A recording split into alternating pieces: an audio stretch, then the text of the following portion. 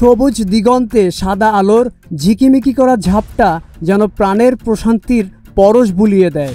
বিস্তৃত ভূমির যেদিকে নজর যায় সেদিকেই যেন এক মন ভুলানো ভালো লাগা কাছে আহ্বান করে ডাকে।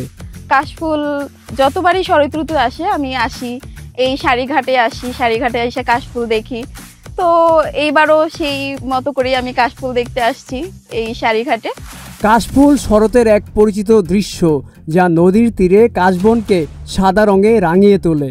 এই ফুলটি প্রাকৃতিক সৌন্দর্য বৃদ্ধি করে এবং এর সাদা আভা দেখে মন জুড়িয়ে যায়। তো এই জায়গাটা ঘুরে খুবই আনন্দ, এক কথায় মজা অনেকই পেলাম। অনেকক্ষণ ধরেই ঘুরতেছি এত রৌদ্রের ভিতরে, তারপরেও কিন্তু খুবই ভালো লাগতেছে। কাশফুল শুধুমাত্র একটি ফুল নয়, এটি বাঙালির প্রাণের শরৎ উৎসব, নস্টালজিয়ার প্রতীক, যা প্রিয়জনদের স্মৃতির আগমনকে মনে করিয়ে দেয়। যে প্রাকৃতিক মনোরম পরিবেশ, সাইডে লেক, প্লাস এই কাশ ফুলের অপরূপ সৌন্দর্য, তো দেখে আর থাকতে পারলাম না। প্রতি বছর শরৎ এলেই বাঙালির আবেগ মিলেমিশে এক হয়ে যায় কাশবনে। নানান বয়সের মানুষ এখানে ছুটে আসে প্রকৃতির সাথে নিজের সত্তার মিলন ঘটাতে। দেখলাম যে কেরানীগঞ্জের মধ্যে সব থেকে প্রাকৃতিক সৌন্দর্য কি দেখা যায় আর কি।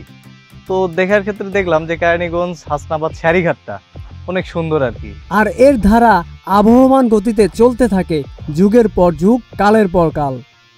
Aminul Islam, news flush 71।